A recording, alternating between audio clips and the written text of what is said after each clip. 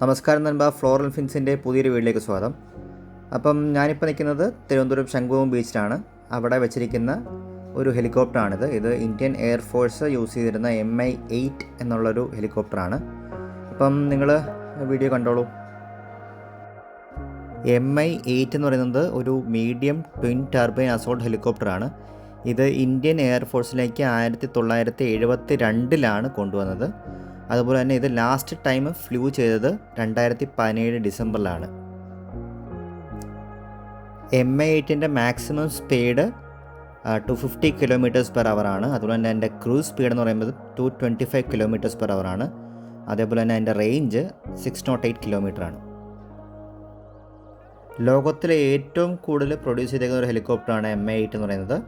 അതെന്ന് വെച്ചാൽ ഏകദേശം ഒരു 17,000 യൂണിറ്റ് 50 കൺട്രീസിലായിട്ട് അത് യൂസ് ചെയ്യുന്നുണ്ട്. സോവിയറ്റ് യൂണിയൻ്റെ കാലം തൊട്ടേ ഈ ഒരു ഹെലികോപ്റ്റർ ഉണ്ടെന്ന് പറഞ്ഞു കഴിഞ്ഞാൽ എത്ര പേര് വിശ്വസിക്കും? ഇപ്പം കറൻ്റ്ലി ഇത് പ്രൊഡ്യൂസ് ചെയ്യുന്നത് റഷ്യയാണ്.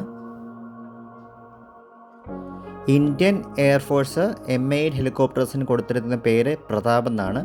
അതുപോലെ തന്നെ ഇത് Sri Lankan operations 1987 and Siachen glacier operations 1989 പങ്കെടുത്തിട്ടുണ്ട്. അപ്പോൾ നിങ്ങൾക്ക് എൻ്റെ വീഡിയോ ഇഷ്ടപ്പെടുകയാണെങ്കിൽ ലൈക്ക് ചെയ്യുക, ഷെയർ ചെയ്യുക, സബ്സ്ക്രൈബ് ചെയ്യുക. ആ താഴെ കാണുന്ന ബെൽ ബട്ടൺ കൂടെ അമർത്തേക്കുക. അപ്പോൾ it's me Dikshit Vijayamohan signing off. See in the next video. Bye by.